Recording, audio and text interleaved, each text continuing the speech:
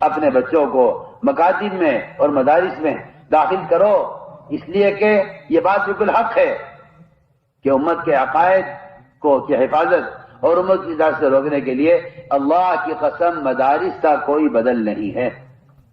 یہ مدارس اسلام کے قلعے ہیں۔ مجھے حیرت ہوتی ہے دیکھ کر علاقوں میں کالج ہے، اسکول ہے، مدرسہ نہیں ہے۔ یہ اس بات کی علامت ہے کہ مسلمانوں میں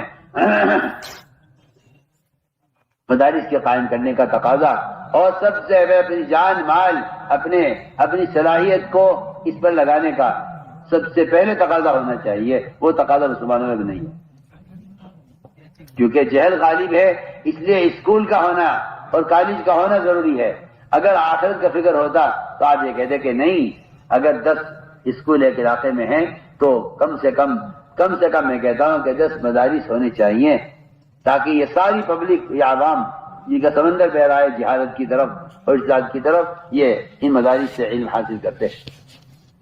اور پھر بھی عرض کرتا ہوں، اگر کہیں کسی ملک میں کسی علاقے میں وہاں قال اللہ قال رسول کا یا اللہ کا کوئی نام لینے والا ہے، تو میں آپ سے یقین سے کہتا ہوں کہ صرف ان مدارس کی برکت ہے کہ لوگ اللہ کو یاد کرتے ہیں اور یاد رکھتے ہیں، یہ ان مدارس کی برکت ہے۔ اگر یہ مدارس نہیں تو پھر آپ کی مسجدوں میں ائمہ کہاں سے آئیں گے؟ آج کی مسجدوں میں خطبہ کہاں سے آئیں گے؟ آج کی مسجدوں میں واعظ کہاں سے آئیں گے؟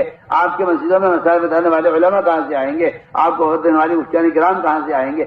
یہ تو سارے شعبوں کی حیاتی مدارس پر موقوف ہے۔ ان شعبوں کی حیات مدارس پر موقوف ہے۔ اگر خدا نہ کرے مسلمان نے اپنے علاقوں میں مدارس کے قیام کا اہتمام نہیں کیا تو میں کہتا ہوں کہ پھر مسلمان کو اسلام میں جھونک دینا ہے اور مسلمان کو جہالت کے حوالے کر دینا ہے۔